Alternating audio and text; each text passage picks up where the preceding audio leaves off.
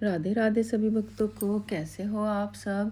तो देखो, जैसे कि आपको पता ही है कि अब लोंद का महीना चल रहा है। इसे अधिक मास भी कहते हैं, पुरुषोत्तम मास भी कहते हैं, और ग्रामीण भाषा में इसे लोंद का महीना भी कहते हैं। और ये हर तीसरे साल आता है।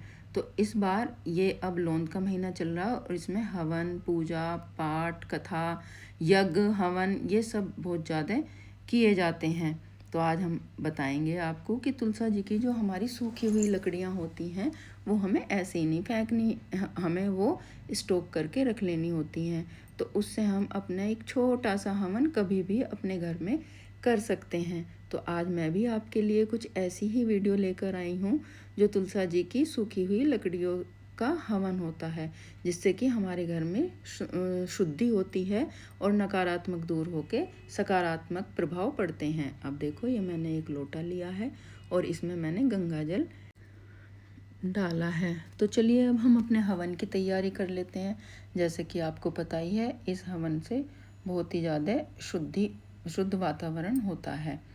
तो ये देखो, हमने एक अपना लोटा लिया है, इसमें गंगा जल डाला है, ये हमने अपनी प्लेट रखी है। और अब हम तुलसा जी की सूखी हुई लकड़ियों के हवन की तैयारी करते हैं। तो आप भी बने रहिए और हमारे साथ साथ हवन कराइए। तो देखो, ये हमने कुछ सामान रखा है जो हमारे हवन की सामग्री है।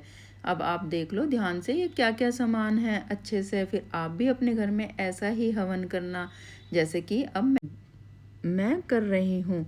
और जैसे भी आपको पता है कि अधिक मास में किया गया है हवन कई हजारों गुना ज़्यादा फल देता है। तो इस वजह से आप भी ये छोटे छोटे हवन करते रहिए। तो देखो, ये हमारे पास हवन की सामग्री है। अब आप ध्यान से देखो क्या क्या हमारे पास ये हवन की सामग्री है, इसमें क्या क्या चीज़ें हैं। तो देखो, ये सबसे पहले मैंने तुलसा जी ली हैं, फिर मिश्री है, और उसके बाद फिर ये घी है, काले तिल हैं, और ये चावल हैं, ये रोली है, और ये मखाने हैं, ये कपूर है, और ये लौंग है, और ये हमारी हल्दी है, और ये हमारा जैसे कि आपने देखा ही था, ये हमारा जल है। तो इसके लिए हम या तो पहले चौक पूर लो, अगर कोई चौक नहीं पूरे तो मैंने तो ये लाल कपड़ा बिछा रखा है अपने मंदिर में। और ये हमने पात्र लिया है एक मिट्टी का, जिसमें कि मैं पहले भी एक दो बार बल्कि एक दो बार नहीं, कई बार हवन कर चुकी हूँ। तो देखो, ये हमारी सामग्री है। अब हम इसे गंगा जल का छींटा देकर इसे शुद्ध कर लेंगे। तो पहले तो जो हमने अपनी प्लेट ली है, इसमें हम सतिया निकालेंगे। अब भाई आपकी मर्जी है, आप तो चाहे यह कपड़ा नीचे बिछाकर एक प्लेट रख लो, या फिर आप अपना चौक पूर कर वहाँ पर भी आप अपने मिट्टी के पात्र को रखकर अपना हवन कंप्लीट कर सकते हैं। तो देखो, मैंने तो यहाँ पर अपनी एक प्लेट ली है और उसमें गंगा जल के छींटे दिए हैं। छींटे देने के बाद फिर मैंने अपनी इस प्लेट में सतिया निकाल लिया है।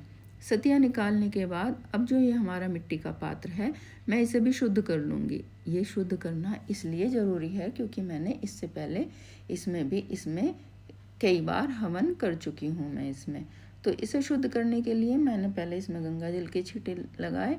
उसके बाद मैंने जो पेस्ट तैयार कर रखा है हल्दी और रोली का, उसका टीका लगाया। तो इससे हमारे इस पात्र का शुद्धिकरण हो गया। अब देखो, हम इसमें पहले क्या करेंगे, जो हमारी ये तुलसा जी की सूखी हुई लकड़ियाँ हैं, पहले हम इस पात्र में अपनी ये तुलसा जी की सूखी हुई लकड़ियाँ डाल लेंगे। तो हमने ये लकड़ियाँ डाली हैं, लेकिन हाँ, आपको एक मंत्र का जाप हमेशा करते रहना है जितनी बार भी आहुति दोगे। तो इसमें मैंने थोड़ा सा घी डाला है क्योंकि ये लकड़ियाँ सूखी हुई हैं और ये एकदम प्रज्वलित हो जाती है और हमारा हवन संपूर्ण तरीके से संभव नहीं हो पाता। तो इसके लिए मैंने इसमें थोड़ा सा देसी घी डाल दिया है। अब आपकी मर्जी है, आप देसी घी डालना चाहें देसी घी डाल दो, तिल का तेल डालना चाहें तिल का तेल डाल दो। तो भाई मैंने तो इसमें देसी घी डाला है। अब देखो, इसमें मैंने काले तिल डाले हैं और हर आहुति के साथ हमें एक मंत्र का जाप करना है। अब देखो, मैंने इसमें चावल भी डाले हैं और ओम नमः भगवते वासुदेवाय, इस मंत्र का हमें हर आहुति के साथ जाप करना है। अब देखो, ये लौंग हैं, लेकिन लौंग ये हमें ऐसे ही नहीं डालनी है। ये 5 लौंग हमें आहुति में चढ़ानी है। तो मैंने पहले इन्हें घी में डिप किया है और उसके बाद ये हमने आहुति लगाई है इनकी। कभी भी हमें लौंग ऐसे ही नहीं डालनी होती। जब भी हम आहुति देते हैं लौंग की तो पहले हम उन्हें घी में डिप कर लेते हैं, उसके बाद ही हम इनकी आहुति देते हैं। और ये देखो, ये हमने फिर बाद में कपूर चढ़ाया है अपने हवन में। और हमने ओम नमः भगवते वासुदेव का मंत्र का जाप भी हमें साथ के साथ करते रहना है जब हम अपना हवन कर रहे हों।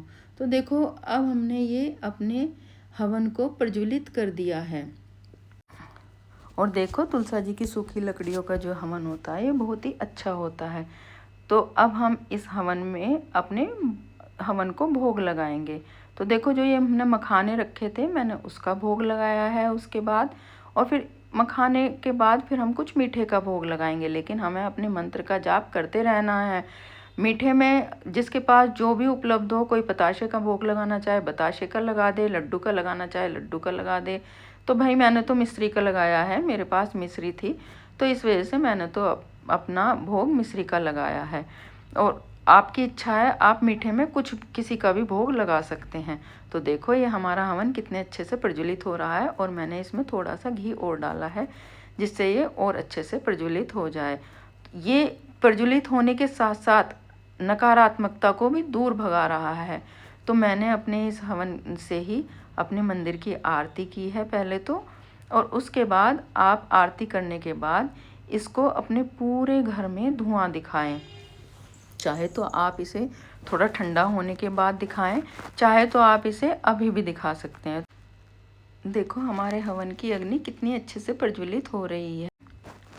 तो भाई, अब आप ये छोटा सा हवन अपने घर कभी भी किसी भी समय कर सकते हैं। दोपहर में नहीं करना है, सुबह शाम किसी भी समय कर सकते हैं।